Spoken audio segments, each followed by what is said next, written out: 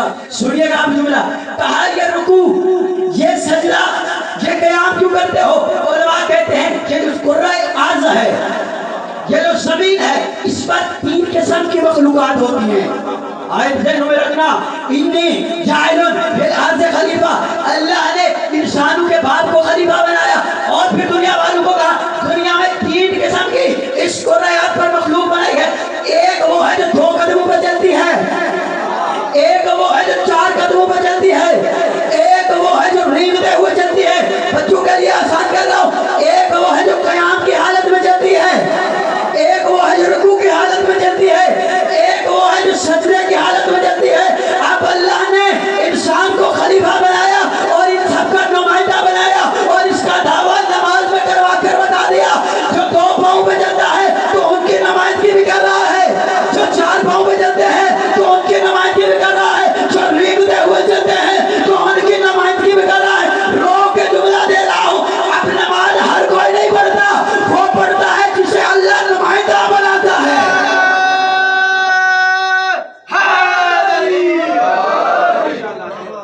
یہ اور ذہن میں بچوں کے لیے کہہ رہا ہوں جب نماز پڑھو نا تو سمجھا کرو کہ تمہارے پیچھے ساری مخلوقیں ہیں آج کی. جب قیام کرو تو سوچا کرو کہ وہ مخلوق ہے جو 2 پاؤں پہ ہے. جب رکوع کرو تو سوچا کرو وہ مخلوق ہے جو 4 پاؤں پہ ہے. پھر جب سجدہ کرو تو وہ سوچا کرو تو ساری مخلوق تمہارے پیدل پہ چل کر اس کی بارگاہ میں جا رہی ہے. سن رہے ہیں یہ جملے؟ یہ نماز ہر بندے کے نصیب میں نہیں ہے. اور یہ بڑا لطیف جملے ہیں, یہ آپ کے سماعتوں کی نظر اس لیے کر رہا ہوں کہ لفظ عبادت پہ بات آئی ہے.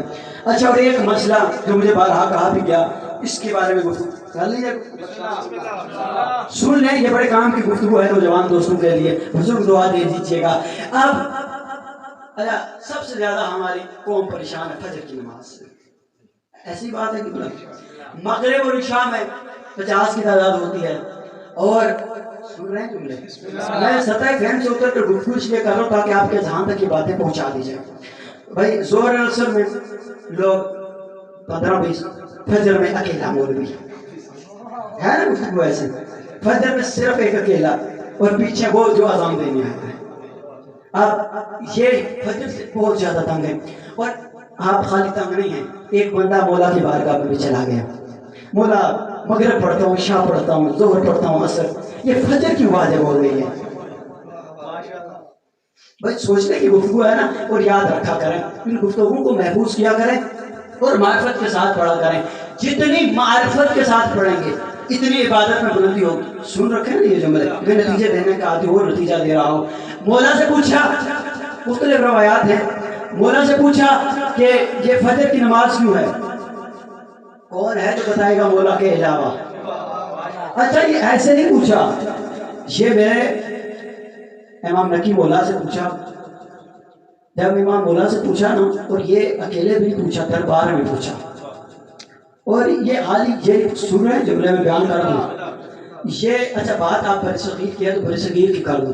ایک وقت تھا میرے امام نکی مولا کے زمانے میں جب بر صغیر میں بڑے بڑے جادوگر ہوا کرتے تھے, بڑے بڑے. اور ملعون نے, بادشاہ نے بلایا کہ جادوگروں کو بلاؤں گا اور اولاد علی کو ڈراؤں گا. جو ہے حضرات کی اس نے دربار میں بلایا اور ایک مرتبہ میرے بادشاہ مولا کو دربار میں بلایا اور کہا کہ ان کو بھی بلا دیجیے. اور کہا کہ بھائی کچھ جادوگر آئے ہیں اور ان کے بارے میں ان کی ہدایت کرنی ہے. سن رہے ہیں یہ جملے؟ بھائی میں پوری بات کر رہا ہوں تاکہ آپ کے اذان تک محفوظ ہو جائے. جب میرے مولا گئے نا تو اس نے کہا کہ بھائی بڑے جادوگر آئے ہیں انڈیا سے. ہند کہا جاتا ہے اس وقت روایات میں لکھا, ہند سے آئے, ہندوستان پاکستان اور انڈیا دونوں کو ہندوستان کہتے ہیں پہلے بٹوارے سے پہلے. سن رہے ہیں جملے؟ یہ بچوں کے لیے بیان کر رہا ہوں تاکہ ان کے ذہن میں محفوظ رہے. بڑے جادوگر آئے ہیں. میرے مولا کے آگے دسترخوان بچھایا اور کہا کہ کھانا کھائیں. میرے مولا نے روٹی کی طرف ہاتھ بڑھایا کہ روٹی آگے کی طرف چلے گی. اب اتنے میں وہ اشارہ کر چکا تھا اپنے جادوگروں کو کہ بھائی جو ہی مولا بیٹھے تو ان کے ساتھ شرارت کر. سن رہے ہیں؟ اب روٹی آگے چلے گی. مولا نے کہا जो भी है बाज आ जाए। हाँ हाँ हाँ हाँ, क्या निफासत है मेरे मौला की। इसे कहते हैं वक्त का इमाम। राज भी रखा और एक मर्तबा हुज्जत भी तमाम कर दी। मेरे मौला ने कहा जो भी है बाज आ जाए। एक मर्तबा फिर मौला ने हाथ बढ़ाया, दोबारा वही अमल हुआ। मेरे मौला ने कहा इस दरबार में लोग शुरफा की जुबान नहीं समझते।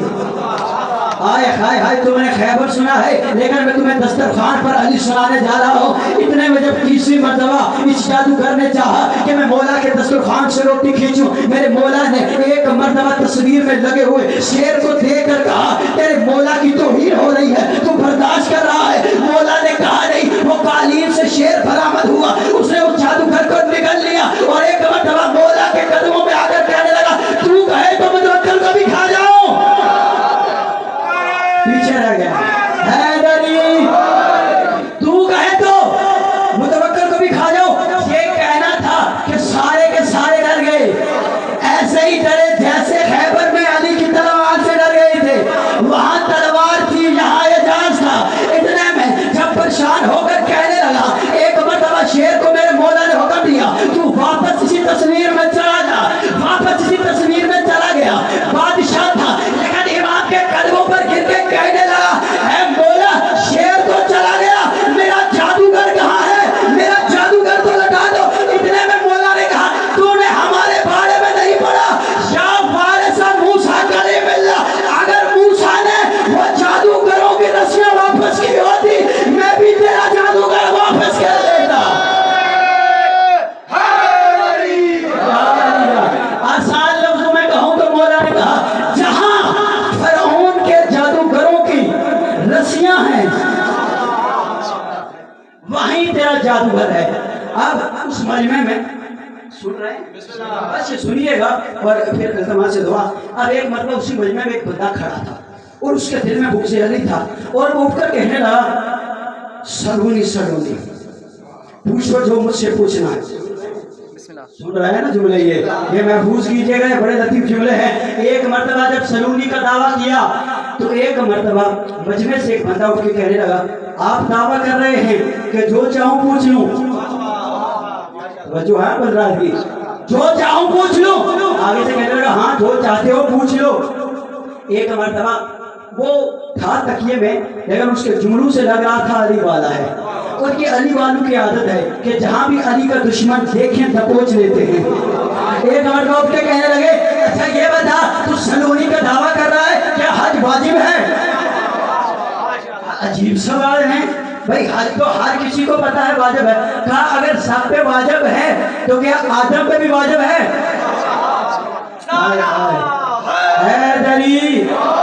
परेशान तो नहीं हुए बैठे? इतना परेशान तो वो सवाल करने वाला भी नहीं था और ना जवाब देने वाला था। आपसे सवाल नहीं है, उससे सवाल था कि भाई आदम पे भी हज वाजिब है। आप कहने लगा भाई आदम तो देखा ही नहीं, भाई आदम है ना वाजिब भी होगा। और था वो मौला का मलंग, कहने लगा अब टाल फिर नहीं करनी, था या नहीं था? सुन रहे हैं जुमलों को, था या नहीं था? कहने लगा था। उसने सोचा भाई इसे क्या पता, ये भी बेहतर। अच्छा कहा अगर था तो फिर हज में एक काम होता है कि हज करने के बाद बाल काटने पड़ते हैं। अगर आदम ने हज किया है तो आदम के बाल किसने काटे हैं? हाय हाय हाय, पता नहीं बेदार है या आप नहीं बेदार। अब वो परेशान हो गया, उसने कहा आदम तो मिल गए, ये नाई कहां से लाऊंगा? तो जो है बदरात की सारा बजवा परेशान हो गया और कहने लगा भाई मुझे तो नहीं पता कि आदम ने बाल काटे हैं या नहीं काटे। बाल नहीं काटे तो हज नहीं हुआ, अगर बाल काटे हैं तो काटने वाला कौन था? इतने में सारे खामोश थे। वही बोला जो मिंबर सलोनी का वारिस था। मेरे मौला ने कहा अगर जानना चाहते हो तो मैं बताऊं, जानना चाहते हो तो मैं बताऊं। मौला ने कहा हाँ आदम ने हज किया था, पहला खाने काबा भी आदम ने बनाया था, उसने तवाफ भी किया था। सारे कदमों में गिर के कहने लगे बाल किसने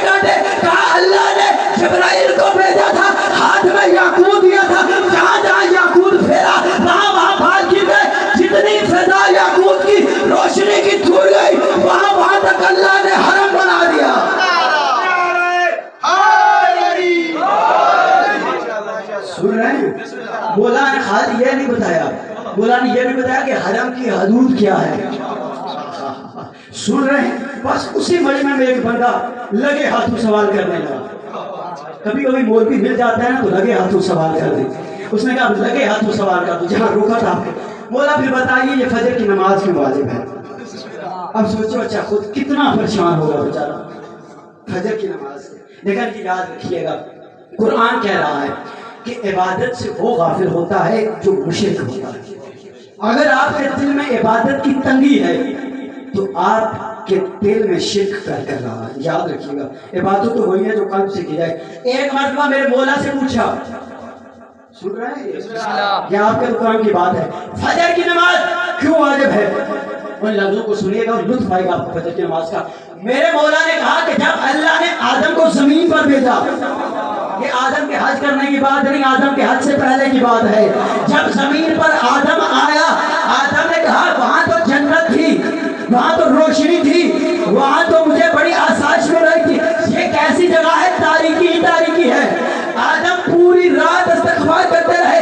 اتنے میں آدم نے دیکھا کہ ایک طرف سے روشنی نمودار ہو رہی ہے جسے صبح صادق کہتے ہیں. وہ دیکھ کر آدم نے 2 رکعت نماز پڑھی اور ایک مرتبہ وہی اللہ نے اولاد آدم پہ وہ نماز واجب کر دی اور کہا کہ تیرا یہ شکر مجھے پسند ہے، اب قیامت تک تیری اولاد 2 رکعت فجر پڑھے گی.